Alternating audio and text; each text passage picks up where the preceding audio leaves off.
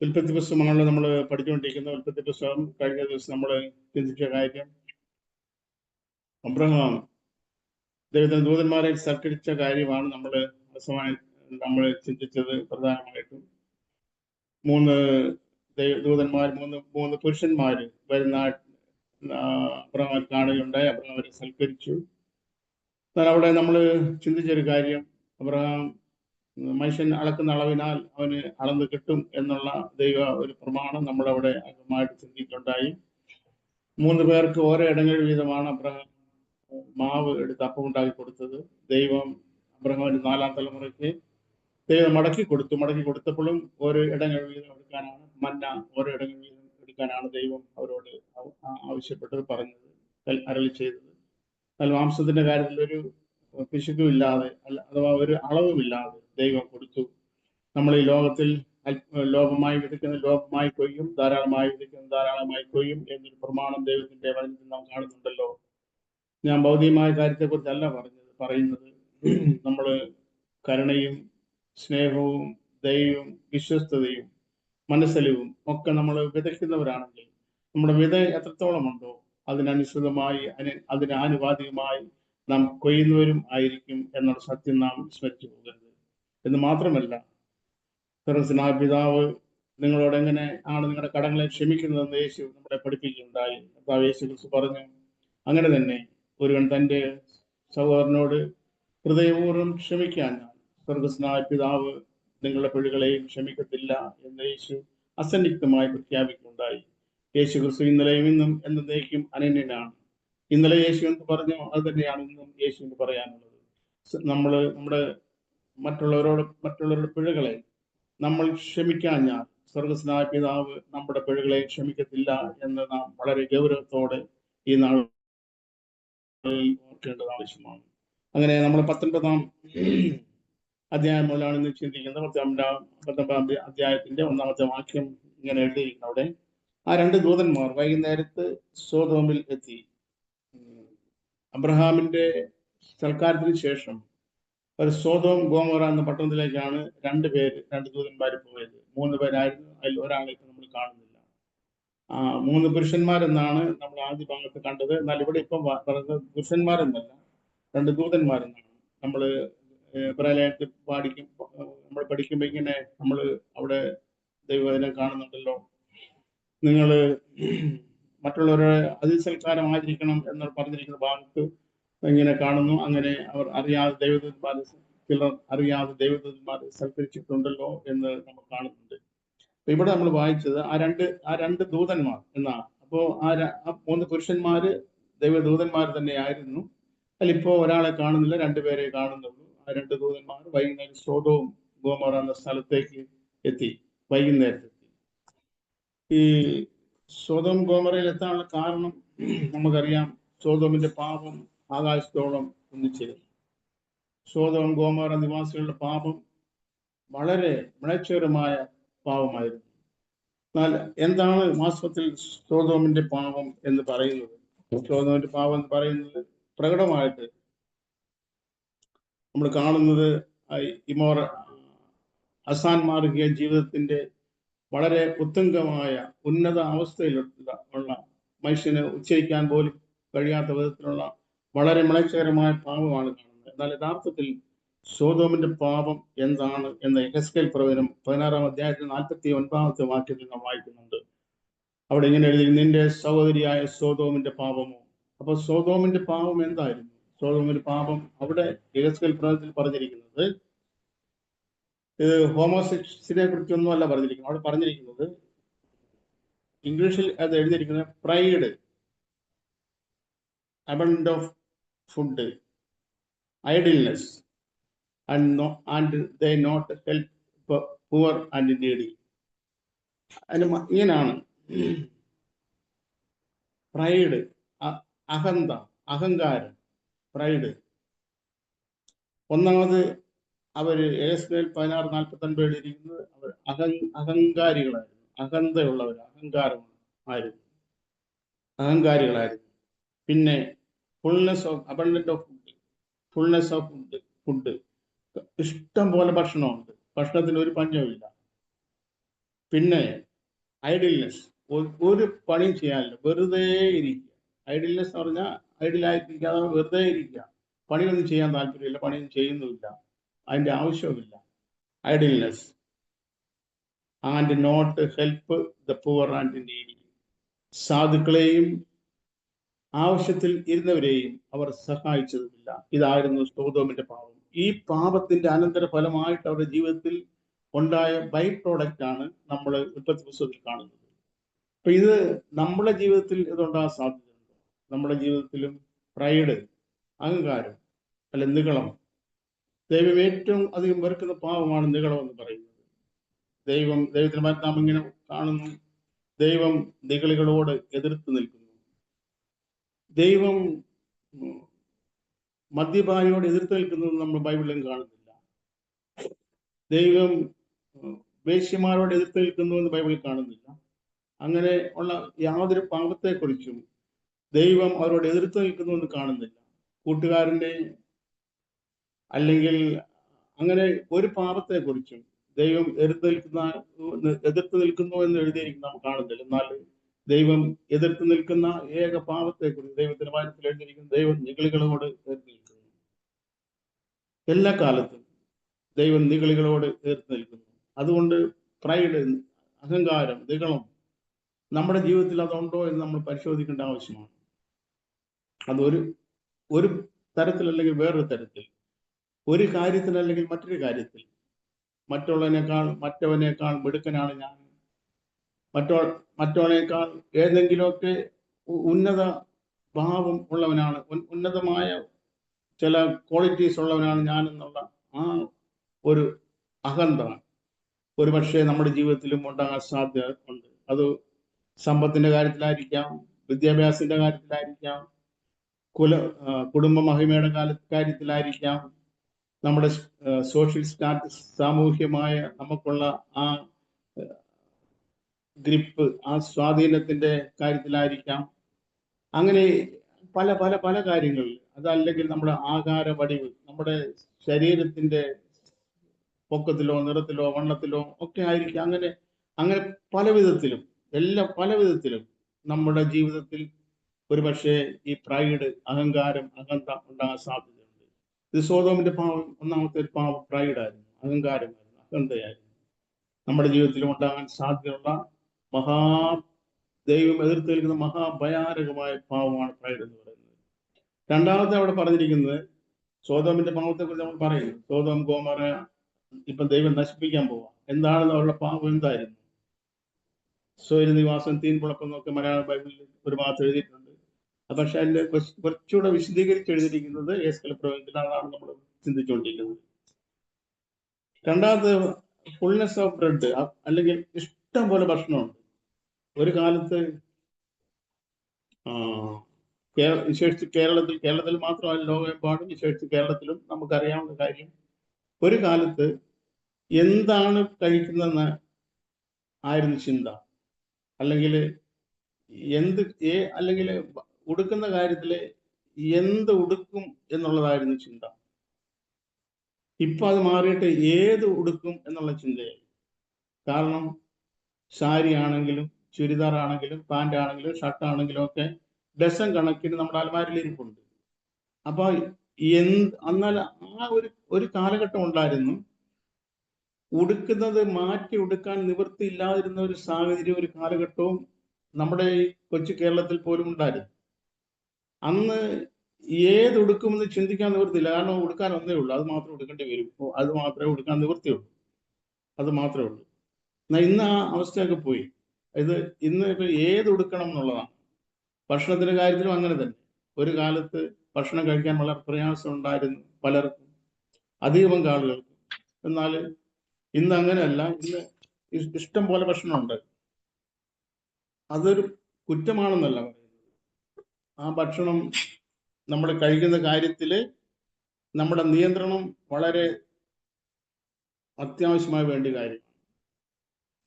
നമ്മൾ ക്രേത്തർ എന്ന് പറഞ്ഞൊരു കൂട്ടരെ കുറിച്ച് പറയും, ക്രേത്തൻ. അവരെ കുറിച്ച് പറയുന്നത്, ക്രേത്തന്മാരെ കുറിച്ച് ചില വിശേഷണങ്ങൾ ദൈവത്തിന്റെ വചനത്തിൽ പരിശുദ്ധാത്മാ രേഖപ്പെടുത്തി വെച്ചിരിക്കുന്നത് ഇങ്ങനെയാണ്. അവര് പേര് വയറന്മാരാണ്. ക്രേത്തന്മാര് പേരുവയറന്മാരും പിന്നെ മഹാമടിയന്മാരാണ്. ഒരു കാര്യമുണ്ട്, യാതൊരു നല്ല കാര്യത്തിലും കൊള്ളരുതാത്തവരും. ഒരു നല്ല കാര്യത്തിലും എന്തൊരു ഡിസ്റ്റർബൻസ്,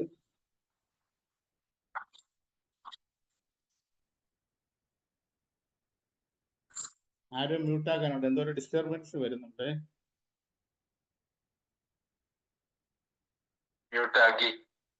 അപ്പോ ഈ ക്രേത്തന്മാരെ കുറിച്ച് പറഞ്ഞിരിക്കുന്നത് നമ്മൾ ചിന്തിച്ചു, അവര് പെരുവയറന്മാരാണ്, മഹാമടിയന്മാരാണ്, യാതൊരു നല്ല കാര്യത്തിനും ഉപകരിക്കാൻ പറ്റാത്തവരുമാണ് എന്ന് പറഞ്ഞ കൂട്ട് ഈ അബൻഡന്റ് ഓഫ് ഫുഡ് എന്ന് പറയുന്നത്, ഫുൾനെസ് ഓഫ് ബ്രെഡ് ഫുഡ് എന്ന് പറയുമ്പോൾ ഇഷ്ടം പോലെ ഭക്ഷണമുണ്ട്. എത്ര വേണേലും മൂക്കറ്റ മേളിൽ നമുക്ക് കഴിക്കാൻ ഭക്ഷണമുണ്ട്. പക്ഷെ അങ്ങനെ ഉണ്ടെങ്കിൽ പോലും അതിനൊരു മിതത്വം നമ്മൾ കൽപ്പിക്കുന്നതും നമ്മളത് മിതത്വം പാലിക്കുന്നതും നല്ലതാണ് എന്ന് ദൈവവചനത്തിൽ അങ്ങനെയായിട്ട് ചില സൂചനകൾ നമുക്ക് കിടപ്പുണ്ട്, നമുക്ക് അറിയാം. പക്ഷേ ഇവര് അങ്ങനല്ലായിരുന്നു.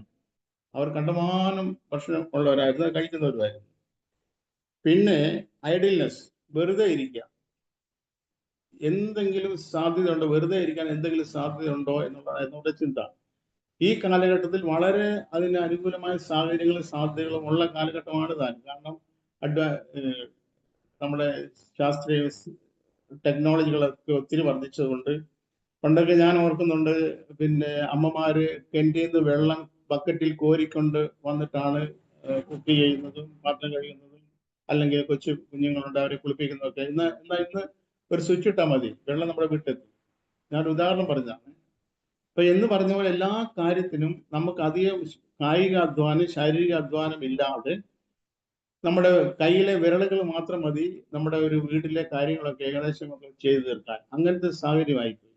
ഇവിടെ എഴുതിയിരിക്കുന്നു ഐഡിൽനെസ്, വെറുതെ ഇരിക്കാം. ദൈവത്തിന്റെ വചനം പറയുന്നത് അങ്ങനെ ദൈവത്തിന്റെ പരിശുദ്ധാത്മാവ്, ദൈവം നമ്മളെ അങ്ങനെ അനുവദിച്ചിട്ടില്ല. ദൈവത്തിന്റെ വചനം പറയുന്നത് വേല ചെയ്യാൻ മനസ്സില്ലാത്തവൻ തിന്നുകയും വരുത്. വേല ചെയ്യാത്തവൻ തിന്നരുതെന്നല്ല എഴുതിയിരിക്കുന്നത്. വേല ചെയ്യാത്തവൻ തിന്നരുതെന്നാണെങ്കിൽ ആ കുടുങ്ങിപ്പോ. കാരണം ശാരീരികമായി പ്രയാസം അനുഭവിക്കുന്ന, അധ്വാനിക്കാൻ ശേഷിയില്ലാത്തവര് തിന്നരുത് എന്നായി പോകും. എന്നാൽ അങ്ങനല്ല ദൈവത്തിന്റെ പരിശുദ്ധാത്മാവ് രേഖപ്പെടുത്തിയിരിക്കുന്നത്. വേല ചെയ്യാൻ മനസ്സില്ലാത്തവൻ തിന്നുകയും ചെയ്യരുത്. ഇപ്പൊ വേല ചെയ്യാൻ എനിക്ക് മനസ്സുണ്ട്, എനിക്ക് പ്രാപ്തി ഇല്ലെങ്കിൽ ഞാൻ ഈ നിയമത്തിൽ ഞാൻ ഒഴിവുള്ളവനായി തീർന്നു. പക്ഷെ വേല ചെയ്യാൻ പ്രാപ്തി ഉണ്ടായിട്ടും വെറുതെ ഇരിക്കുന്നവൻ ഭക്ഷണം പോലും കഴിക്കരുതെന്നാണ് ദൈവത്തിന്റെ ആത്മാവ് എഴുതിയിരിക്കുന്നത്. എന്നാൽ ഈ സോദോമിലെ ഗോമോറയുടെ ആളുകൾ അങ്ങനല്ലായിരുന്നു. അവര് എന്തെങ്കിലും സാധ്യതകൾ വെറുതെ ഇരിക്കാൻ, ഐഡിലായിട്ടിരിക്കാനുള്ള സാധ്യതകൾ ആരാഞ്ഞിരുന്നവരാണ്. അതിനേക്കാൾ ഭീമമായ ഒരു അവർക്കെതിരായിട്ടുള്ള ഒരു ആക്ഷേപം ഇതാ എഴുതിയിരിക്കുന്നത്. അവർ and they not help the poor and needy, ആവശ്യത്തിൽ ഇരിക്കുന്നവരെയും സാധുക്കളെയും അവർ സഹായിച്ചതുമില്ല. ഇത് നമ്മുടെ ജീവിതത്തിൽ, വിശേഷിച്ച് ക്രിസ്തീയ ജീവിതത്തിൽ വളരെ അത്യന്താപേക്ഷിതമായ കാര്യമാണ്. ദൈവത്തിന്റെ വചനത്തിൽ നാം കാണുന്നുണ്ടല്ലോ, നമ്മുടെ സഹോദരന് മുട്ടുള്ളത് കണ്ടിട്ട് അവനെ സഹായിച്ചില്ലെങ്കിൽ ദൈവത്തിന്റെ സ്നേഹം ആ സഹായിക്കാത്തവനിൽ എങ്ങനെ വസിക്കും എന്ന് ദൈവവചനത്തിൽ നാം കാണുന്നുണ്ട്. അപ്പോ നമ്മുടെ കൂട്ടത്തിലുള്ള സഹോദരന് എന്തെങ്കിലും സാമ്പത്തികമായ ആവശ്യം, ഒരു ബുദ്ധിമുട്ട് കാണുന്നു എങ്കിൽ, മനസ്സിലാക്കുന്നുവെങ്കിൽ, നമുക്കതിന് പ്രാപ്തി ഉണ്ടെങ്കിൽ, ആ പ്രാപ്തി ഉള്ളതുപോലെ പ്രാപ്തിക്ക് മീതെയും നമ്മൾ ചെയ്തില്ല എങ്കിൽ ദൈവത്തിന്റെ സ്നേഹം നമ്മളിൽ വസിക്കാൻ സാധ്യതയില്ല എന്ന് ദൈവത്തിന്റെ പരിശുദ്ധാത്മാവ് വളരെ വ്യക്തമായിട്ട് എഴുതി വെച്ചിരിക്കുന്നു. അപ്പൊ ഇത് സോദോമിന്റെ പാപം ഇതായിരുന്നു. അതുകൊണ്ട് ഈ പാപങ്ങളുടെ എല്ലാം റിസൾട്ടാണ്, ഔട്ട്പുട്ടാണ് അവരുടെ ജീവിതത്തിൽ വന്നത്, ഹോമോസെക്സ് വരെ ആയിപ്പോയത്. അപ്പോൾ ഈ രണ്ട് ദൂതന്മാര് നേരെ സന്ധ്യയായപ്പോൾ അവിടെ ചെന്ന് ഈ മനുഷ്യന്റെ വീട്ടിലെത്തി. അവിടെ എത്തിക്കഴിഞ്ഞപ്പം അവർക്ക് കാര്യം മനസ്സിലായി. ഈ നിലവിളി പോലെ തന്നെ യഥാർത്ഥമായി കാര്യങ്ങൾ സംഭവിക്കുന്നുണ്ടെന്നുള്ളത് മനസ്സിലായി. ഈ വന്ന ജനത്തെ എല്ലാം ഒരു അന്തത്തെ പിടിപ്പിച്ചു. അതിനുശേഷം സംഭവിച്ച കാര്യം, ഈ ലോത്തിനെ ഇതിൽ നിന്ന് ദൈവം ഈ പട്ടണത്തെ നശിപ്പിക്കുന്നതിന് വേണ്ടി ദൈവം ഒരുങ്ങി. 100% ദൈവം തീരുമാനിച്ചു കഴിഞ്ഞു. എന്നാൽ ആ നാശ പട്ടണത്തിൽ നിന്ന് രക്ഷപ്പെടാൻ വേണ്ടി ലോത്തിനെയും അവന്റെ കുടുംബത്തോടും ദൈവത്തിന് കരുണ തോന്നി. ലോത്തിനെയും കുടുംബത്തെയും ആ നാശത്തിൽ അകപ്പെടാമെന്ന് രക്ഷിക്കാൻ ദൈവം ശ്രമിച്ചു. ദൈവം അവരോട് സഹതാപം കാണിച്ചു. ഈ ലോത്ത് ഇവിടെ എത്തേണ്ടവനല്ലായിരുന്നു. ലോത്ത് നമ്മൾ ദൈവത്തിന്റെ ഭാഗത്ത് കാണും. ലോത്ത് കൂടാരം മാറ്റി മാറ്റി അടിച്ചു സോതോമിലെത്തി നൽകിയിരിക്കുന്നു. ഇപ്പൊ ലോത്ത് ഒരു ദിവസം കൊണ്ടല്ല സോതോമിലെത്തിയത്. ലോത്ത് വളരെ സമയമെടുത്ത് കൂടാരം മാറ്റി മാറ്റി അടിച്ച് സോതോമിലെത്തി. സോതോമിൽ ലോത്ത് എത്തിയപ്പോൾ സോതോം നിവാസികളെ കുറിച്ച് ലോത്തിന് വലിയ കാര്യമായ ഗ്രാഹ്യം ഉണ്ടായി കാണത്തില്ല. പക്ഷെ സോതോമിൽ ലോത്ത് സോതോമിലെത്തി. നമ്മുടെ ജീവിതത്തിലും നമ്മൾ പാപത്തിന്റെ അടിമത്തത്തിൽ പെട്ടുപോകുന്നത് വളരെ സാവകാശത്തിലായിരിക്കും. ഒരു ദിവസം കൊണ്ടായിരിക്കത്തില്ല, ഒരു വർഷം കൊണ്ടായിരിക്കത്തില്ല, വളരെ സാവകാശത്തിൽ ഒരുപക്ഷെ നമുക്കും ഈ സോതോം എന്ന മഹാപാപത്തിന്റെ അധീനതയിൽ എത്തിപ്പെടാൻ സാധ്യതയുണ്ട്. അതുകൊണ്ടാണ് ദൈവം അതിനെല്ലാം നമ്മൾ വളരെ വളരെ കർക്കശമായിട്ട് വളരെ നിഷ്കർഷതയോടെ സ്നേഹത്തോടെ നമ്മൾ ആഹ്വാനം ചെയ്യുന്നത്. ഇബ്രാഹിമിന്റെ അമ്മയുടെ വാക്കി കാണുന്നുണ്ടല്ലോ. ആയാൽ നാം വല്ലപ്പോഴും ഒഴുകി പോകാതിരിക്കേണ്ടതിന് കേട്ടത് അധികം ശ്രദ്ധയോടെ കരുതിക്കൊള്ളുവാൻ ആവശ്യമാകുന്നു. ഇല്ലെങ്കിൽ എന്താണ് കാരണം? അങ്ങനെ പറയാനുള്ള കാര്യം എന്താ? ഇല്ലെങ്കിൽ നമ്മളും ഒഴുകി പോകാനുള്ള സാധ്യതയുണ്ട്. ഒഴുകി പോകുക എന്ന് പറഞ്ഞാൽ ആ ഒഴുകി പോകുന്ന സമയത്ത് ഒരു പക്ഷേ നമുക്ക് മനസ്സിലാകത്തില്ല. വളരെ സാവകാശം ഒഴുകി കുറെ ദൂരം എത്തിക്കഴിയുമ്പോഴാണ് അയ്യോ ഇത്ര ദൂരം എത്തിപ്പോയല്ലോ എന്ന് നമുക്ക് ബോധ്യം വരുന്നത്. ഒരു പക്ഷേ മടങ്ങി വരാൻ കഴിയാതെ വണ്ണം വളരെ അകലത്തിൽ നാം എത്തിപ്പെടാൻ സാധ്യതയുണ്ട്. അതുകൊണ്ട് കേട്ട വചനം അധികം ശ്രദ്ധയോടെ കരുതിക്കൊള്ളാൻ ആവശ്യമാകും എന്ന് പറഞ്ഞ പോലെ ലോത്തിന്റെ കാര്യത്തിൽ സംഭവിച്ച പോലെ കൂടാരം മാറ്റി മാറ്റി അടിച്ച് സോതോമിലെത്തിയതുപോലെ വളരെ സാവകാശത്തിൽ തുടങ്ങുന്നത് വളരെ ചെറിയതായിട്ടായിരിക്കും. ഒരുപക്ഷെ ഒരു കള്ളം പറഞ്ഞ് നേരിയത് നമ്മുടെ ഹൃദയത്തിൽ തോന്നുന്ന വളരെ ലളിതമായ ഒരു കള്ളം പറഞ്ഞുകൊണ്ടായിരിക്കും തുടക്കം. അതിന്റെ അവസാനം അഗ്നി നരകമായിരിക്കും. അവിടെ ചെന്നിട്ടായിരിക്കും ഒരുപക്ഷെ അവസാനിക്കുന്നത്. സോതോമിന്റെ കാര്യത്തിൽ അല്ലെ ഈ ലോത്തിന്റെ കാര്യത്തിൽ ഇത് സംഭവിച്ചു കഴിഞ്ഞു. ലോത്ത് സോതോമിലെ എത്തി. എന്നാൽ ദൈവത്തിന് ലോത്തിനോടും അവരുടെ കുടുംബത്തോടും കരുണ കാണിച്ചു. അവരോട് പറഞ്ഞു, ഈ സോതോം ഗോമറ ദൈവം നശിപ്പിക്കാൻ ഇരിക്കുകയാണ്. ഇവിടെ നിനക്ക് വേണ്ടപ്പെട്ട ആരെങ്കിലും ഉണ്ടെങ്കിൽ നീ അവരെയും കൂട്ടി ഈ പട്ടണം വിട്ടു പോകണം. ലോകത്തിന് ഏറ്റവും പ്രിയപ്പെട്ട 2 മരുമക്കളുണ്ടായിരുന്നു. പെൺമക്കളുടെ വിവാഹം ഉറപ്പിച്ചു കഴിഞ്ഞിരുന്നു എന്ന് നമുക്ക് അതിൽ അനുമാനിക്കാം. ആ കാലത്ത് വിവാഹം ഉറപ്പിച്ചു കഴിഞ്ഞാലും ഭാര്യ ഭർത്താക്കന്മാരായിട്ട് പരിഗണിക്കുന്ന നിയമസാധ്യത അന്നുണ്ടായിരുന്നു. എന്നാൽ അവർ ഒരുമിച്ച് കൂടി വരുന്നത് വിവാഹത്തിന് ശേഷം മാത്രമായിരുന്നു. യേശുക്രിസ്തുവിന്റെ അമ്മയായ മറിയയുടെയും മഴത്തപ്പനായിരുന്ന യോസേഫിന്റെയും ചരിത്രത്തിലൊക്കെ നാം ആ സത്യം കാണുന്നുണ്ടല്ലോ. എന്നാൽ ഈ 2 മരുമക്കളുടെ അടുത്ത് ലോത്ത് പോയി പറഞ്ഞു, ദൈവം ഇങ്ങനെ ദേശം നശിപ്പിക്കാൻ പോവാണ്, അതുകൊണ്ട് നമുക്ക് ഇവിടുന്ന് വിട്ടു പോകണമെന്ന് പറഞ്ഞപ്പം ആ മരുമക്കളെ കമന്റ് അല്ലെ അവരുടെ റിയാക്ഷൻ ഇങ്ങനായിരുന്നു. അപ്പൻ കളി പറയാണ്, അപ്പൻ തമാശ പറയാ, വെറുതെ കളി പറയാം. അപ്പൊ ഈ അപ്പനെ കുറിച്ചുള്ള മക്കളുടെ മനോബോധം അത്രയേ ഉള്ളൂ. പല പിതാക്കന്മാരെ കുറിച്ച് അവരുടെ മക്കൾക്കുള്ള ബോധം ഏതാണ്ട് ഇങ്ങനെയൊക്കെ ആയിരിക്കും. എന്നാൽ ദൈവത്തിന്റെ വചനത്തിൽ നമ്മൾ കാണുന്നത് ഒരു അപ്പൻ എന്ന് പറഞ്ഞാൽ, ഒരു പിതാവെന്ന് പറഞ്ഞാൽ വളരെ ഉത്തരവാദിത്തമുള്ള മനുഷ്യനാണ്. ഉത്തരവാദിത്വം ദൈവം ഏൽപ്പിച്ചിട്ടുണ്ട്. കുഞ്ഞുങ്ങളുള്ള പിതാക്കന്മാര് പ്രത്യേകിച്ച് വളരെ ഉത്തരവാദിത്വം ഉള്ളവരാണ്. കാരണം ദൈവത്തിന്റെ വചനം നാം ഇങ്ങനെ കാണുന്നു, ദൈവം നമുക്ക് മക്കളെ തന്നിട്ടുണ്ട്. ഈ മക്കളെ ബാലശിക്ഷയിലും പത്യോപദേശത്തിൽ വളർത്തി അവരെ ദൈവത്തിന്റെ മുമ്പിൽ പ്രസന്റ് ചെയ്യേണ്ട ഉത്തരവാദിത്വം പിതാക്കന്മാർക്കുള്ളതാണ്. ദൈവത്തിന് നാം ഇങ്ങനെ കാണുന്നുള്ള, ഇതാ ഞാനും ദൈവം എനിക്ക് തന്ന മക്കളും എന്ന് ദൈവത്തിന് നാം കാണുന്നുണ്ട്. നാം ദൈവം നിൽക്കുമ്പോൾ ഇതാ ഞാനും മാത്രം പോരാ, ദൈവം എനിക്ക് തന്ന മക്കള്. നിന്റെ മക്കൾ എന്ത് ചെയ്യാൻ ചോദിച്ചാൽ, ഇതാ ഞാനും ദൈവം എനിക്ക് തന്ന മക്കളും ഇതാ ദൈവം നിൽക്കുന്നു എന്ന് പറയത്തക്ക രീതിയിൽ മക്കളെ പൂർണ്ണ ഗൗരവത്തോടെ പൂർണ്ണാനുസരണമുള്ളവരായി വളർത്തേണ്ട ഉത്തരവാദിത്വം പിതാക്കന്മാർക്കുണ്ട്. എന്നാൽ ഇവിടെ നമ്മൾ കാണുന്നത് ഈ ലോകത്തിനെ കുറിച്ച് പറയുന്ന അപ്പൻ കളി പറയാന്ന് പറഞ്ഞു. എന്നാൽ ഇത് തൊട്ട് മുമ്പുള്ള കാലഘട്ടത്തിൽ ജീവിച്ചിരുന്ന ഹാനോക്ക് അല്ല, ഈ മനുഷ്യനെ പോലെ തന്നെ 3 മരുമക്കളുണ്ടായിരുന്ന ഒരു മനുഷ്യനായിരുന്നു പെട്ടകം പണിത നോഹ. നോഹ തന്റെ മരുമക്കളോട് പറഞ്ഞു ദൈവം ഭൂമിയിൽ മഴ പെയ്ക്കാൻ പോകുന്നത് പറഞ്ഞപ്പോൾ ആ മരുമക്കള് അതനുസരിച്ചു. കാരണം നോഹ ഒരു കളി പറയുന്നവനല്ല, തമാശ പറയുന്നവനല്ല. നോഹ പറയുന്നത് വളരെ കൃത്യമാണ്, കർക്കശമായ വാക്കുകളെ അപ്പൻ പറയാറുള്ളൂ എന്ന മനോബോധം ലഭിച്ചവരായിരുന്നു ആ മനുഷ്യന്റെ മരുമക്കൾ. എന്നാൽ ഈ മനുഷ്യനെ കുറിച്ച് അങ്ങനല്ല എഴുതിയിരിക്കുന്നത്. അപ്പൻ കളി പറയാം. അപ്പൊ ഈ കളി പറയുന്ന അപ്പൻ ആയിരുന്നു ഈ മനുഷ്യനെന്ന് നമുക്ക് ഇതിൽ അനുമാനിക്കാം. എന്തായാലും ആ പട്ടണത്തിൽ നിന്ന്, പട്ടണം നശിപ്പിക്കാൻ പോകണം, അവരിൽ നിന്ന് ഓടി രക്ഷപ്പെടണം എന്ന് അവർ പറഞ്ഞു. പക്ഷെ നമ്മൾ വായിക്കുന്നത് അവർ പോകാൻ താമസിച്ചു. അതിന്റെ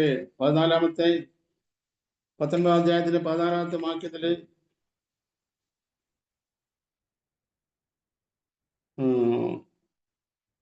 14 വാക്യം മുതൽ ഞാൻ വായിക്കുന്നു. അങ്ങനെ ലോത്ത് ചെന്ന് തന്റെ പുത്രിമാരെ വിവാഹം ചെയ്യുവാനുള്ള മരുമക്കളോട് സംസാരിച്ചു. നിങ്ങൾ എഴുന്നേറ്റ് സ്ഥലം വിട്ട് പുറപ്പെടുകയും യഹോവ പട്ടണം നശിപ്പിക്കും എന്ന് പറഞ്ഞു. എന്നാൽ അവൻ കളി പറയുന്നു എന്ന് അവന്റെ മരുമക്കൾക്ക് തോന്നി. ഉഷസ്സായപ്പോൾ ദൂതന്മാർ ലോത്തിനെ ബന്ധപ്പെടുത്തി, ഈ പട്ടണത്തിന്റെ അകൃത്യത്തിൽ നശിക്കാതിരിപ്പാൻ എഴുന്നേറ്റ് നിന്റെ ഭാര്യയെയും ഇവിടെ കാണുന്ന നിന്റെ 2 പുത്രിമാരെയും കൂട്ടിക്കൊണ്ട് പോയിക്കൊള്ളുക എന്ന് പറഞ്ഞു. അടുത്ത എഴുതിയിരിക്കുന്നു 16 വാക്യം. നമ്മൾ വളരെ ശ്രദ്ധിക്കേണ്ട വാക്യം. എല്ലാ വാക്യം ശ്രദ്ധിക്കേണ്ടതാണ്, വളരെ ശ്രദ്ധിക്കേണ്ട ഒരു വാക്യം. 16 വാക്യത്തിൽ ഇങ്ങനെ എഴുതിയിരിക്കുന്നു: അവൻ താമസിച്ചപ്പോൾ യഹോവ അവനോട് കരുണ ചെയ്യാൻ ആ പുരുഷന്മാർ അവനെയും ഭാര്യയെയും 2 പുത്രിമാരെയും കൈക്ക് പിടിച്ച് പട്ടണത്തിന്റെ പുറത്ത് കൊണ്ടുപോയി ആക്കി. അവിടുന്ന് വിട്ടുപോകാൻ താമസിക്കുന്ന സമയത്ത് ദൈവത്തിന്റെ സമയം, ആ പട്ടണം നശിപ്പിക്കാനുള്ള ദൈവ സമയം ആയപ്പോൾ ദൈവത്തിന്റെ താല്പര്യപ്രകാരം ഈ 2 പുരുഷന്മാര്, ഈ 2 ദൂതന്മാര് ഈ ലോത്തിനെയും ഭാര്യയെയും 2 പെൺമക്കളെയും കൈക്ക് പിടിച്ച് പട്ടണത്തിന്റെ പുറത്തുണ്ടാക്കി. വളരെ നിർബന്ധിച്ചിട്ട് അവർ പോകാൻ താമസിച്ചപ്പോൾ ദൈവത്തിന്റെ സമയം താമസിക്കാൻ പറ്റാത്തതുകൊണ്ട്, ദൈവത്തിന്റെ സമയം എല്ലാം കൃത്യസമയമാണ്. ദൈവം വളരെ കർക്കശക്കാരനാണ് സമയത്തിന്റെ കാര്യത്തിൽ. എല്ലാ സമയത്തിന്റെ കാര്യത്തിലും ദൈവം കൃത്യത ഉള്ളവനാണ്. അതുകൊണ്ട് ദൈവം നശിപ്പിക്കാൻ വേണ്ടി സമയം തീരുമാനിച്ചിട്ടുണ്ട്. ആ സമയത്തെ മാറ്റിക്കൂടാ. അതുകൊണ്ട് ആ സമയത്തിന് മുൻപേ ഇവരെ ആ നാശത്തിൽ നിന്ന് രക്ഷപ്പെടുത്തണം എന്ന് ദൈവം ആഗ്രഹിച്ചതുകൊണ്ട്, അവർ പോകാൻ താമസിച്ചതുകൊണ്ട് ദൈവം അവരുടെ കൈക്ക് പിടിച്ച് പട്ടണത്തെ പുറത്താക്കി. പട്ടണത്തിന് പുറത്ത് കൊണ്ടുവന്നാക്കിയിട്ട് ദൈവം അവരോട് 3 നിബന്ധനകൾ പറയുന്നു, 3 കൽപ്പനകൾ അവരോട് പറയുന്നുണ്ട്. അവിടെ 17 വാക്യം: അവരെ പുറത്ത് കൊണ്ടുവന്ന ശേഷം അവൻ ജീവരക്ഷയ്ക്കായി ഓടിപ്പോകാം. ഒന്നാമത്തെ പ്രമാണം അവരോട് പറഞ്ഞത്, ഒന്നാമത്തെ കൽപ്പന അവരോട് പറഞ്ഞത് ജീവരക്ഷയ്ക്കായി ഓടിപ്പോകാം. 2ാമത് പുറകോട്ട് നോക്കരുത്. 3ാമത് ഈ പ്രദേശത്തെങ്ങും നിൽക്കുകയുമരുത്. പുറത്ത് കൊണ്ടുപോയി ആക്കിയിട്ട് 3 കൽപ്പന പറഞ്ഞു, പിന്നെ ഓടിപ്പോകാനുള്ള സ്ഥലവും കാണിച്ചു കൊടുത്തു. അപ്പൊ 4 വ്യവസ്ഥകൾ ഇവിടെ മുമ്പിൽ വെച്ചു. അത് ഒന്നാമത് പറഞ്ഞത്, ഈ പ്രദേശത്ത് അവൻ ജീവരക്ഷയ്ക്കായി ഓടിപ്പോകാം, പുറകോട്ട് നോക്കരുത്. ജീവരക്ഷയ്ക്കായി ഓടിപ്പോകാം. പ്രിയ സഹോദരന്മാരെ, നമ്മളും ഒരു ക്രിസ്തീയ ഓട്ടത്തിലാണ് ഇന്നായിരിക്കുന്നത്. അപ്പോസ്തലൻ പൗലോസും ഒരു ഓട്ടത്തിലായിരുന്നു. താൻ ഇങ്ങനെ പറഞ്ഞല്ലോ, ഞാനും ഓടിക്കൊണ്ടിരിക്കുകയാണ്, അത് പിടിക്കാൻ പോകുന്നത് ഞാനും ഞാൻ ഓടിക്കൊണ്ടിരിക്കുകയാണ്. മാത്രമല്ല ഗോരിന്ത്യലേഖനത്തിൽ താൻ ഇങ്ങനെ പറഞ്ഞില്ല, ഓട്ടക്കളത്തിൽ ഓടുന്നവർ എല്ലാവരും ഓടുന്നു, എങ്കിലും ഒരുവനെ കിരീടം പ്രാപിക്കുന്നുള്ളൂ എന്ന് അറിയും. അപ്പോ ഒരു ഓട്ടത്തിലാണ് നാമും ഭാഗ്യവശാൽ ഇന്ന് ആയിരിക്കുന്നത്. ഈ ഒരു മത്സരം പോലെ ഈ ഓട്ടത്തിൽ ഈ ഓട്ട മത്സരത്തിൽ കയറാൻ ഉള്ള യാതൊരു യോഗ്യതകളും എനിക്കും നമുക്ക് ആർക്കും ഇല്ലായിരുന്നു. എന്നാൽ ദൈവത്തിന്റെ മഹാകരുണ കൊണ്ട് ഈ ഓട്ട മത്സരത്തിലേക്ക് ദൈവം നമ്മളെ സെലക്ട് ചെയ്തു. ഇപ്പൊ പട്ടാളത്തിൽ ഒരു മനുഷ്യനെ തിരഞ്ഞെടുക്കുമ്പോൾ അവർക്ക് നെഞ്ചളവ്, ഹൈറ്റ്, വെയിറ്റ് ഒക്കെ നിഷ്കർഷിച്ചിട്ടുണ്ട്. എന്നാൽ ആ അണ്ടർ വെയിറ്റ് ഉള്ള ആളെ പോലും ആ പട്ടാളത്തിൽ എടുത്തു എന്ന് പറഞ്ഞാൽ ആ കമാൻഡറുടെ മനസ്സലിവ് മാത്രമാണ്.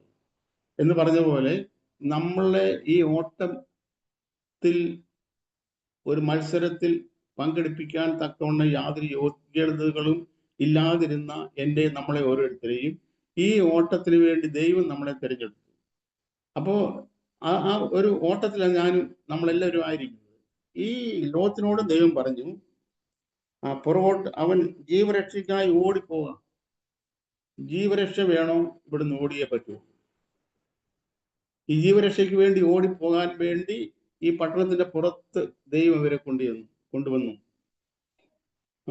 ദൈവത്തിന് നാം കാണുന്ന ഒരു സത്യം, ഈ സോദോമും ഗോമോറയും എന്ന് പറയുന്നത് ഇന്ന് നാം വസിക്കുന്ന ഈ ലോകത്തിന്റെ ഒരു നിഴലായിട്ട് നമുക്ക് മനസ്സിലാക്കാൻ കഴിയുന്നതാണ്. സോദോം ഗോമോറ 3 ലോകങ്ങളെ കുറിച്ച് നാം ദൈവത്തിന്റെ വചനത്തിൽ കാണുന്നുണ്ടല്ലോ. അത് ഇപ്പോഴത്തെ ലോകമെന്നും വരാനുള്ള ലോകമെന്നും പുരാതന ലോകമെന്നും 3 ലോകത്തെ കുറിച്ച് നമ്മൾ ദൈവത്തിൽ കാണുന്നുണ്ട്. ഇപ്പോഴത്തെ ലോകത്തിന്റെ ഒരു പേര് പ്രത്യേകം പറഞ്ഞിട്ടുണ്ട്, ഇപ്പോഴത്തെ ദുഷ്ടലോകം. ഗലാത്യ ലേഖനം 1-ാം അധ്യായത്തിൽ നാം വായിക്കുന്നു, യേശു ക്രിസ്തു ക്രൂശിൽ മരിച്ചത് നമ്മുടെ പാപത്തിൽ നിന്ന് നമ്മളെ രക്ഷിക്കാൻ വേണ്ടിയാണെന്നുള്ള തർക്കമില്ലാത്ത സത്യമായ സംഗതിയാണ്. എന്നാൽ ഗലാത്യ ലേഖനത്തിൽ എഴുതിയിരിക്കുന്നത് അല്പം കൂടെ വിശദീകരിച്ച് എഴുതിയിരിക്കുന്നത്, ദൈവം യേശു ക്രിസ്തു മരിച്ചത് ഇപ്പോഴത്തെ ദുഷ്ടലോകത്തിൽ നമ്മളെ രക്ഷിക്കാനാണ്. ഇപ്പോഴത്തെ ദുഷ്ടലോകം, ഈ ദുഷ്ടലോകത്തിൽ നിന്ന് ആണ് ദൈവം നമ്മളെ കൈക്ക് പിടിച്ച് പുറത്ത് കൊണ്ടുവന്നിരിക്കുന്നത്. ഈ ദുഷ്ടലോകത്തിന്റെ വെളിക്കാണ് നമ്മൾ ഇപ്പോൾ ആയിരിക്കുന്നത്. ഈ ലോകം തീക്കാട്ടി സൂക്ഷിച്ചിരിക്കുന്നതാണ്. ഈ ലോകം ആകർഷകമായി തോന്നുന്ന ആർക്കും ദൈവരാജ്യത്തിൽ എത്തിപ്പെടാൻ യാതൊരു സാധ്യതയുമില്ല. ഈ ദുഷ്ടലോകത്തിൽ നിന്ന് ദൈവം നമ്മളെ ഭാഗ്യവശാൽ നമ്മുടെ കൈക്ക് പിടിച്ച്, നമ്മൾ താമസിച്ചപ്പോൾ നമ്മുടെ കൈക്ക് പിടിച്ച് ദൈവം നമ്മളെ വെളിക്ക് കൊണ്ടുവന്നു. എന്നിട്ട് ദൈവം പറഞ്ഞത്, ഈ ജീവരക്ഷയ്ക്കായി ഓടിപ്പോകാം.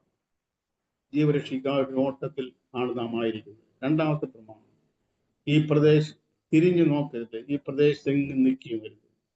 ഈ ലോകത്തിന്റെ യാതൊരുന്ന് കണ്ടിട്ട് ലോകത്തിന്റെ ആശ്രയത്തിൽപ്പെട്ട് നാം അതിൽ മുങ്ങിപ്പോവാൻ ഇടയാകരുത്, നശിക്കുവാൻ ഇടയാകരുത്. ഈ പ്രദേശത്തെങ്ങും നിൽക്കരുത്, ജീവരക്ഷയ്ക്കായി ഓടിപ്പോകാം. ഒരു പർവ്വതം കാണിച്ചു, അത് ആ പർവ്വതത്തിലേക്ക് ഓടിപ്പോകാം. ഈ പർവ്വതം ദൈവത്തിന്റെ കാര്യത്തിൽ നാം വെളിപ്പാട് വായിക്കുന്നത് ഏതാണ് ആ പർവ്വതം? ദൈവത്തിന്റെ 14-ാം അധ്യായം വായിക്കുന്നു, പിന്നെ ഞാൻ സിയോൻ പർവ്വതത്തിൽ, അവിടെ എഴുതിയിരിക്കുന്ന സിയോൻ മലയിൽ, പിന്നെ ഞാൻ സിയോൻ മലയിൽ കുഞ്ഞാടും, അവനോട് കൂടെ നെറ്റിയിൽ അവന്റെ നാമവും പിതാവിന്റെ നാമവും എഴുതപ്പെട്ടിരിക്കുന്ന 144,000 പേര് നിൽക്കുന്നത് കണ്ടു. ദൈവം നമ്മളെ എല്ലാവരും വിളിച്ചിരിക്കുന്നത് ഒരു പർവ്വതം കാണിച്ചു തന്നിട്ടാണ്, ഒരു മല കാണിച്ചു തന്നിട്ടാണ്. ആ പർവ്വതം എന്ന് പറയുന്നത് കുഞ്ഞാട് നിൽക്കുന്ന ആ സിയോൻ മലയാണ്. അവിടേക്കുള്ള ഓട്ടത്തിനാണ് ദൈവം നമ്മളെ ഈ നാശലോകത്തിൽ നിന്ന് നമ്മുടെ കൈ പിടിച്ച് പുറത്തു കൊണ്ടുവന്നിട്ട് ജീവരക്ഷയ്ക്കായി ഓടിപ്പോകുക. ഈ പ്രദേശത്തെങ്ങും നിൽക്കരുത്, പുറകോട്ട് തിരിഞ്ഞു നോക്കരുത്. കലപ്പയ്ക്ക് കൈവച്ചതിന് ശേഷം പുറകോട്ട് തിരിഞ്ഞു നോക്കുന്നവൻ ദൈവരാജ്യത്തിൽ കൊള്ളാവുന്നല്ല എന്ന് യേശു അസന്നിഗ്ധമായി പ്രഖ്യാപിക്കുകയുണ്ടായി. നാമും എങ്ങനെയുള്ളവരാണ് നമ്മൾ ഇതിനെ ശോധന ചെയ്യുക. ജീവരക്ഷയ്ക്ക് വേണ്ടി ദൈവം നമ്മളെ ഈ പട്ടണത്തിന്റെ, ഈ നാശപട്ടണത്തിൽ നിന്ന്, നാശപട്ടണമായ ഈ സോദോമിൽ ഇപ്പോഴത്തെ ദുഷ്ടലോകത്തിൽ ദൈവം നമ്മളെ വിളിക്കുന്നുണ്ട്. ഇനി ഇവിടെങ്ങും നിൽക്കരുത്, ഇവിടെങ്ങും നിൽക്കാതെ ജീവരക്ഷയ്ക്ക് വേണ്ടി ആ പർവ്വതത്തിലേക്ക് ഓടിപ്പോവുക. ദൈവം നമ്മളെല്ലാവരെയും സമൃദ്ധിയായി സഹായിക്കുകയും അനുഗ്രഹിക്കുകയും ചെയ്യട്ടെ. ദൈവത്തിന്റെ ഹിതമെങ്കിൽ ഇതിന്റെ ബാക്കി കാര്യം നമ്മൾ അടുത്ത ദിവസം നാളെ നമുക്ക് ചിന്തിക്കാമല്ലോ. ദൈവം നമ്മളെല്ലാം സമൃദ്ധിയായി അനുഗ്രഹിക്കുമാറാകട്ടെ.